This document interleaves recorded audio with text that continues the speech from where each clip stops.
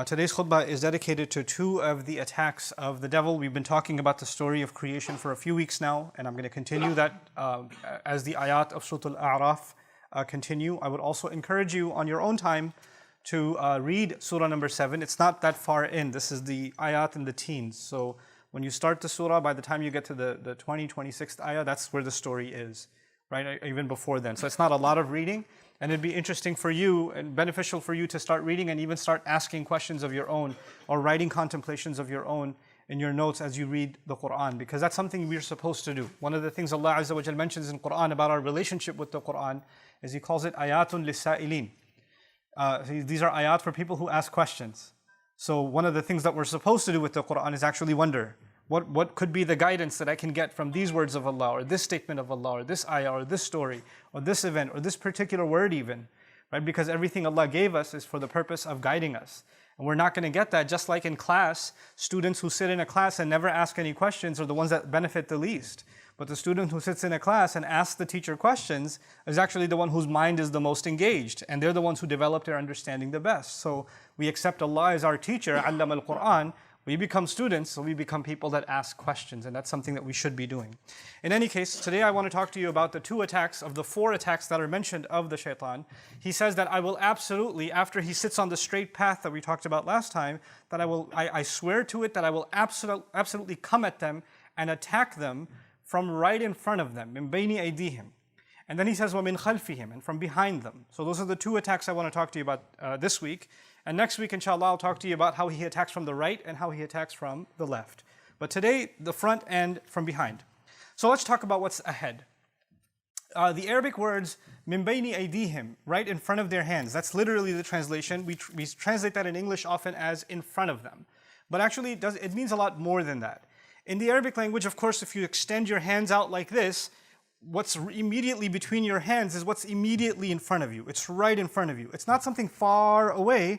It's right there and it's hitting you right in the, you have to go around it. You know, it's unavoidable. And so he says, basically, let me put it in common vernacular, I'm just going to get right in their face. I'm going to be right there in front of them and I'll attack them head on. Now, how do these attacks work? You see, shaitan is invisible. We don't see him and we don't hear his voice. We don't know what he looks like. We don't know any of these things. So how does he attack us from the front? The idea of, if you study the phrasing, what is in front of them in the Quran, you learn something. You learn that it's talking about things that you see every day. When you open your eyes, what is right in front of you is the world around you. Your family, friends, the world as you see it, things that attract you, things that you don't find attractive. This is the world in front of you. And human beings have this tendency to be impulsive. Allah says in Surah Al-Qiyamah, بَلْ يُرِيدُ الْإِنسَانُ لِيَفْجُرَ أَمَامَهُ, that human beings want to just explode, jump right into things that are in front of them. When I was studying marketing so long ago, we used to study consumer behavior. And you know what they do in grocery stores is they put eggs and milk all the way in the back of the grocery store. The reason they do that is they want you to go through a number of aisles, because you only came in for milk and eggs. Most customers come in just for milk and eggs. So you logically it would be right in the front, but they want it all the way in the back because they want you to be impulsive and see them Swiss rolls or chocolate cake or this or that and keep piling it in because you see something in front of you and you just throw it right in. That's a human impulse. Allah put that inside human beings. Shaitan wants to capitalize on that. There are things that come right in front of you and he says, come on, just enjoy yourself a little. It's not that bad. It's not so bad. He doesn't want you to think about the future consequences of something. He wants you to think about what's immediately in front of you right now. You know, it's so much more understandable now because we live in a digital age. Whatever you want to look at, whatever you want to see, whatever you want to hear, whatever you want to order is right at the tip of your fingers. It's immediately accessible. It's not even so far. Physically, if you want to go somewhere, you just hop in your car and go somewhere.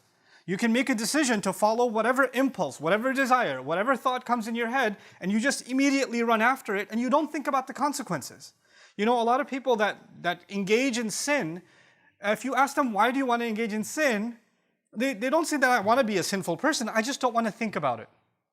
I don't want to think about it. And if you try to make them think about the consequences of this behavior, then don't talk to me about that, you know?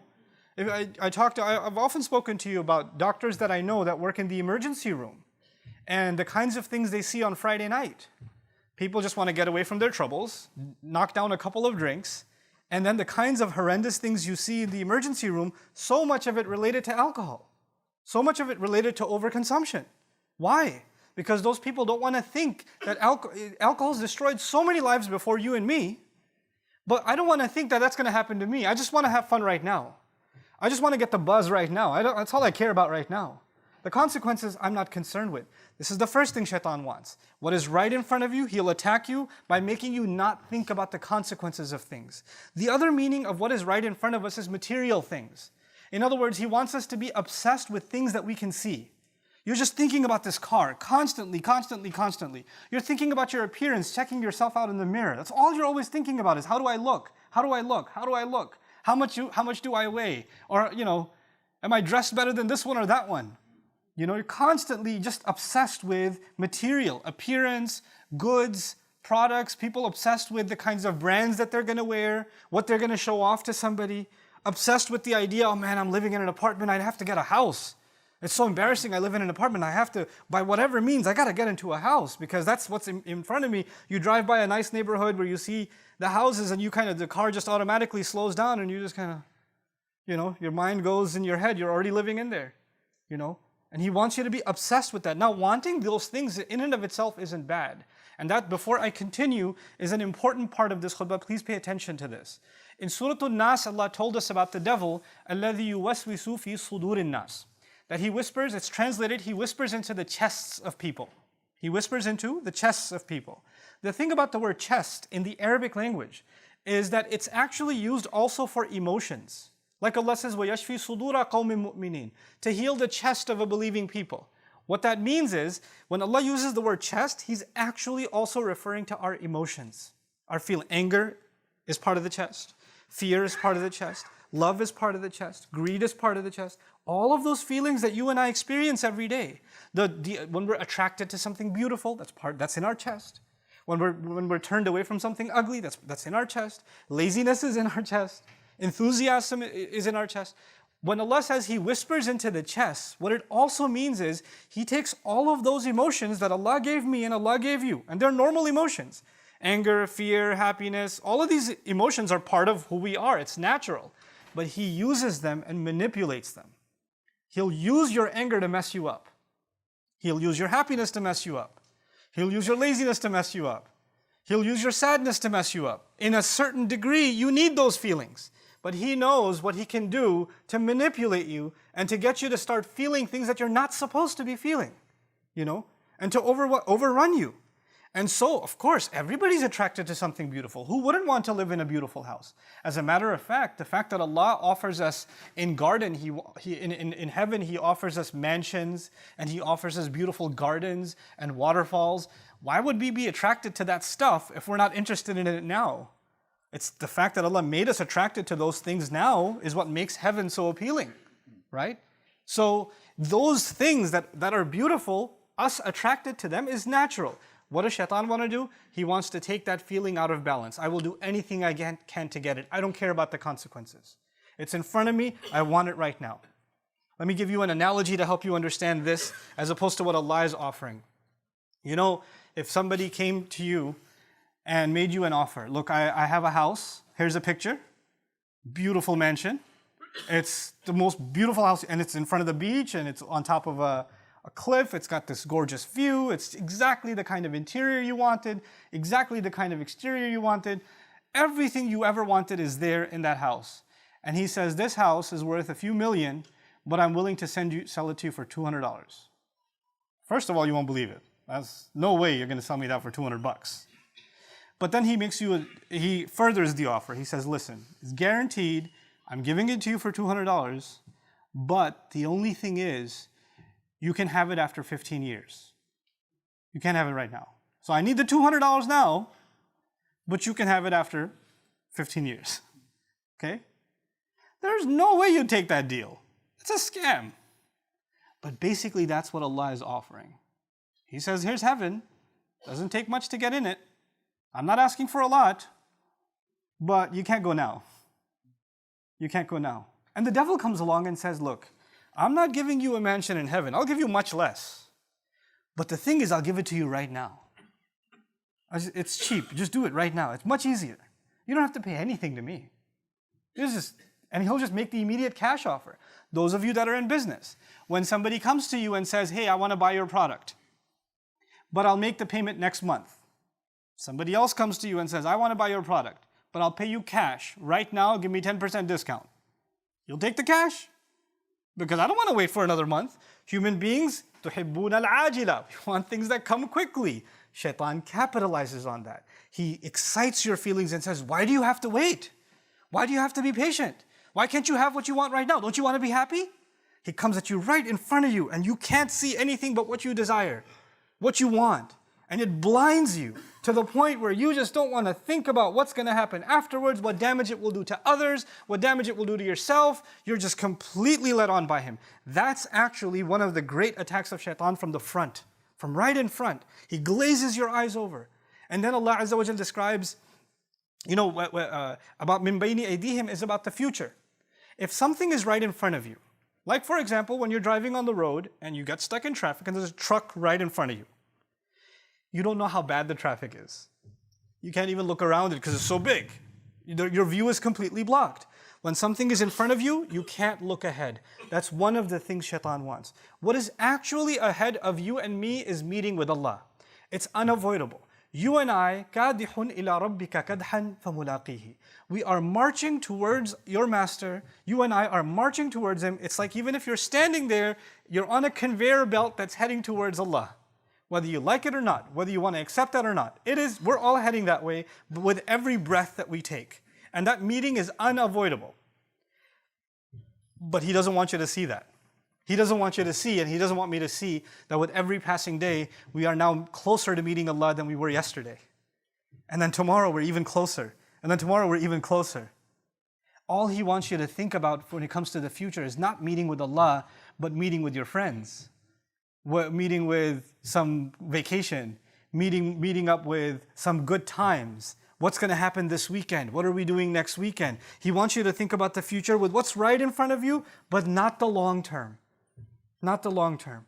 And even people, then they start thinking long term, like, yeah, I'm thinking long term. I'm thinking about home ownership, or I'm thinking about where I'm going to move, or I'm thinking about my future education. That's long term thinking. But actually, Allah wants you to have even longer term thinking, when you and I are going to stand in front of him. And when you do that, just like when you have a plan, if a young man among you or young woman among you is going to the university and you plan to graduate in 2 years, then you're going to seriously think about which courses you're going to take this semester, which ones are you going to take next semester, how many credits do you have, can you slack off, can you do this, how much time you plan everything out. Because if you want to get to that destination, you need a plan. You need to stay on target. And if you're falling off, then you have to do extra to make up for it. But if you have no vision in front of you, and you have students like that, they go to university, they don't care about graduating. They're super seniors. They're in school for 10 years, they're still taking courses. What's your major? I'm still thinking about it. You have gray hair now, you're still thinking about your major?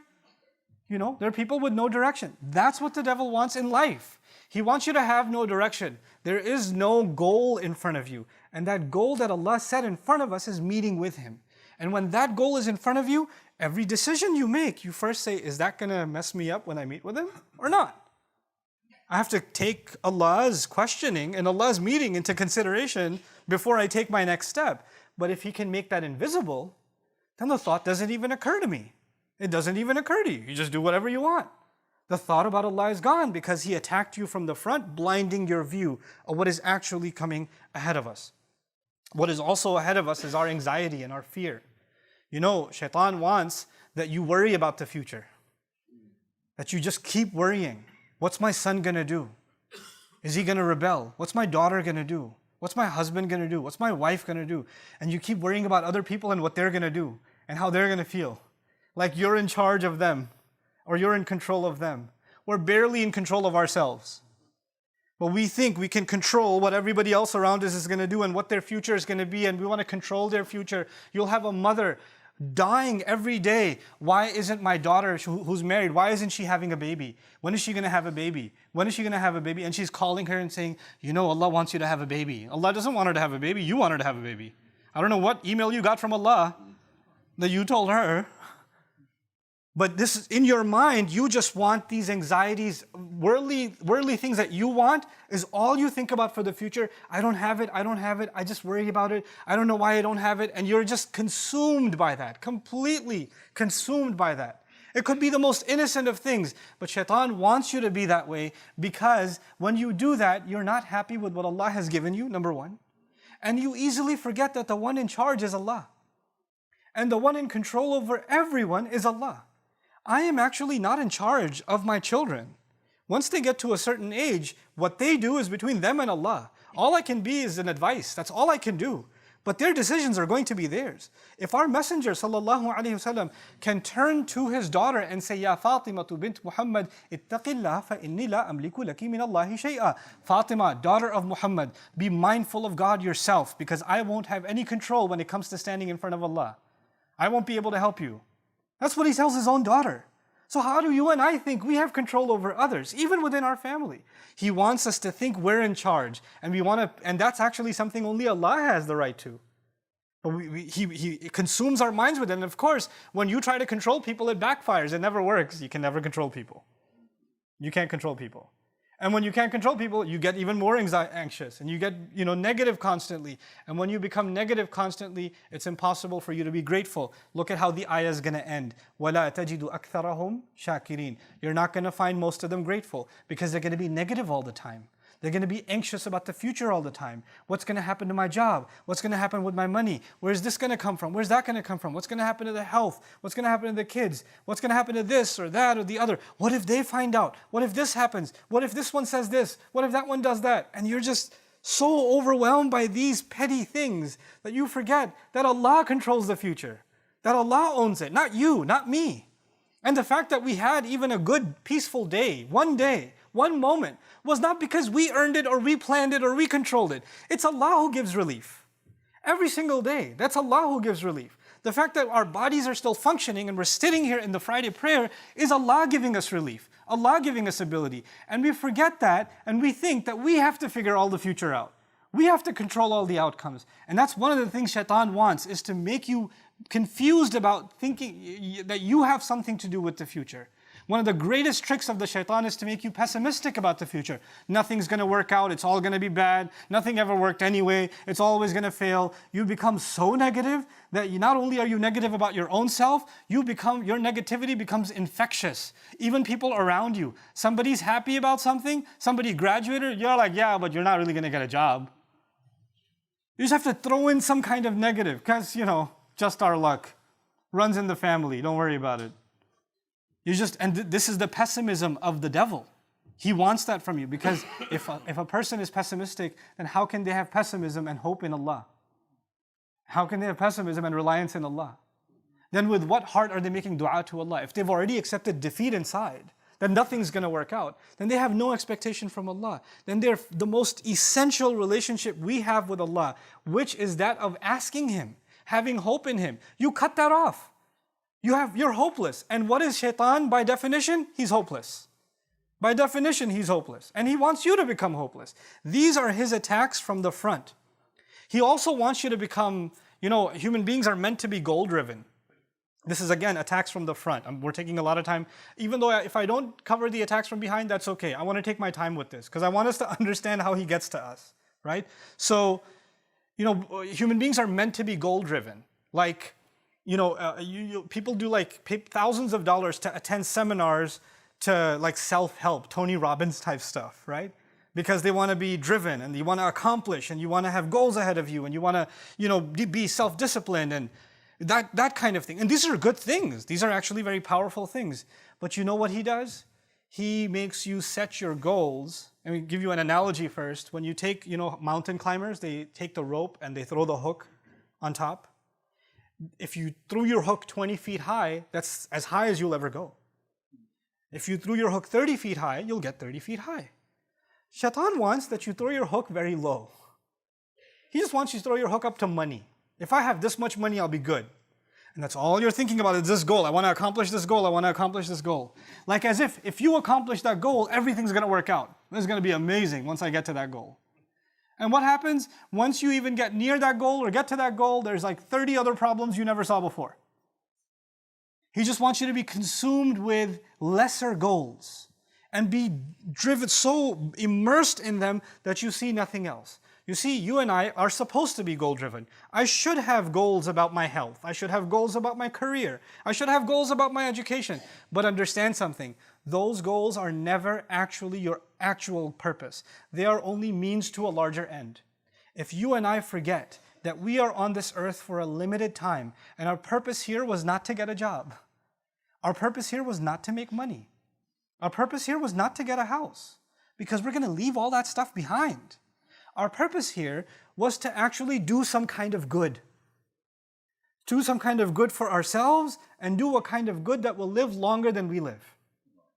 That's the purpose for which we were put on this earth. And if you have that in mind, and then your education is leading you to do something good, your house is leading you to do something good, your car is leading you to do something good, then those things have a purpose. Those things in and of themselves are not a purpose. But shaitan wants to take those things and make them your purpose. Man, my goal is I got to get the 2019, that car. I got it all figured out. That is my goal. It's not really a goal. That's just a thing. And that thing is just one car accident away from being gone. That's all it is. That thing that you're so obsessed with, that house, is just one earthquake away. It's one fire away. What are these things? These things come and they go. ضَعُفَ الطَّالِبُ وَالْمَطْلُوبُ. But he wants us to be immersed and obsessed with those things. This is what shaitan wants. So we don't realize that Allah has made us very meaningful, purposeful creatures. He wants us to lose sight of our purpose by attacking us from the front. And finally, this last bit of how shaitan gets us from ahead of us, there's one thing that all of us have ahead of us. Maybe some of you have a lot of money ahead of you, Allah knows. Maybe some of you have a lot of major challenges coming ahead of you, only Allah knows. Maybe some of you have great happiness ahead of you, Allah knows. We don't know. But there's one thing ahead of all of us, and that's time. Maybe some of us have a few seconds. Maybe some of us have a few years. Maybe some of us have a few decades. But one thing for sure, we all have time. Little or more, we have time. When shaitan comes and attacks from the front, he wants you to have no respect for your time. He wants you to think you have all the time in the world. There's no urgency, the only urgency is for your desires. But there's no urgency to do anything meaningful in life. As a matter of fact, anything meaningful that comes, he says, you got time. Exactly what happens to you and me with every prayer. Dhuhr time comes. You're in the middle of something. Dhuhr time comes. Your phone goes off. Your watch goes off. Your computer goes off. The automatic adhan. You put it on pause immediately. Okay. And then you say, I got time. For the video game, immediately. For the next episode on Netflix, immediately. For salah, I got time. I got time. You're about to sit, you have some free 20 minutes. You got nothing to do in between classes at the university, right? And you've got a copy of the Quran in your bag. You could just open that up. Like, later though. I'll do it, but a little later. But anything frivolous, useless, pointless, just sit and just scroll through Instagram or Facebook or just look at what other people are posting on their Snapchat. And 40 minutes will go by. You'll even be late for class. You made time. He wants you to have no respect for your time. He wants you to throw it away frivolously. Get rid of it frivolously. And it's actually incredible because what's ahead of you, your future, you will ruin it by wasting your time. And when you're done wasting it, you'll look back and say, man, I wasted so much time, and you become even more hopeless. You know, that's the game that he plays with us. So that's his attack from the front, these multiple attacks from the front. And I pray Allah Azza wa Jal makes us mindful of these attacks that the devil has against us from ahead of us. And may Allah Azza wa Jal not ever let us become people who don't see things for what they are. Allahumma arini wa arina haqiqat al-ashya'i kama hiya. The Prophet ﷺ said, Oh Allah, I want you to show me the reality of things as they really are. This is my last bit of advice to you. How do we fight this attack of the devil? Of course, you have to recognize it. But you have to constantly refresh. And I have to constantly refresh in myself reality of things. You know, just like we're in the modern world, so I can give you a tech example. You see an app, and the app has a skin, it has a look and feel, it has color, a menu, whatever. But that's actually not the app. There's a source code behind it. You don't see the code. You don't actually see the functionality, you just see the front, right? The thing is, everything you see in front of you is just a skin. It's just a cover. There's a reality behind it. There's an engine behind it. There's a purpose and meaning behind it. The problem is, we start giving value to things at face value. We don't actually look at what's behind them that actually has the value. And that's what Quran does. Quran doesn't let us see with these eyes. There's another set of eyes here. You know, لَهُمْ أَعْيُنٌ لَا يُبْصِرُونَ بِهَا. They have eyes they don't see with them. Meaning they don't see reality with them. They just see the shallow things in front of them. There's an eye we have to develop for what really is, what really has meaning, what really has purpose. And when that happens, the way you spend your time, the way you think about things, the way I value things, the way I prioritize things, all of that starts changing, you know? Because at the end of the day, this entire life that we have left, these few breaths that we have left until we go and meet with Allah, all of it will boil down to one thing. يُنَبَّأُ الْإِنسَانُ يَوْمَئِذٍ بِمَا قَدَّمَ وَأَخَّرَ. The human being will be informed on that day, what did you make priority and what did you make secondary? That's all it boils down to. Every single choice you and I make. What was a priority? What could wait? What was a priority? What's less important? That's all it is. And that's all Shaitan wants to mess up what's coming ahead of us. He'll make us think about the wrong priorities. And he'll make us put aside what is actually important. May Allah Azza wa Jal make us of those who put the priorities in the right place and don't allow the whispers of shaitan to dissuade us from our purpose. Barakallahu li wa lakum fil Qur'an al-Hakim wa nafa'ani wa iyyakum bil ayati wa dhikr al-Hakim.